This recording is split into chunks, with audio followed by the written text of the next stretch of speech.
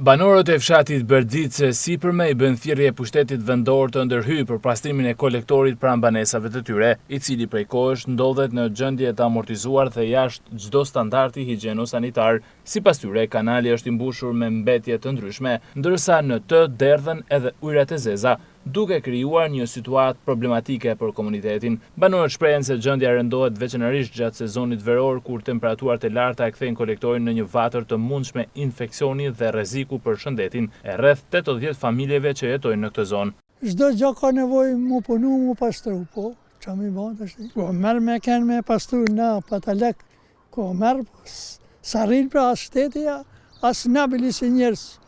Njëra ma demela shumë. E të kese bolë me tarina, i futën kanal, shojnë njerëzit pat në gjeqëm. Unë i merë me tarinat, unë 2 vetë jam i merë, e qaj atje e kanë ba vendin, e qaj në karocë.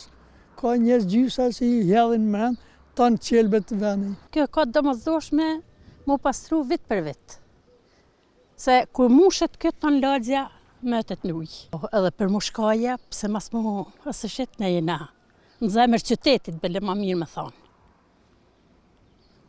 Se thuti, taksat shtetit ja paguj, 1 për 1, se ta nepi letër pa pagu taksën. Bele bashkia i kalon mazdorët të vendet e fshatarve për tona punët. Sipas banorëve, vite më parë ky kolektor ka shërbyer për vaditjen e tokave bujqësore, ndërsa sot ai nuk mund të përdoret më për këtë qëllim për shkak të ndotjes së lartë. Ata theksojnë se mungesa ndërhyrjeve dhe mirëmbajtjes e ka lënë kolektorin në harres totale, duke e kthyer atë në një shqetësim të vazhdueshëm për afro 150 banor të Bërdicës së sipërme.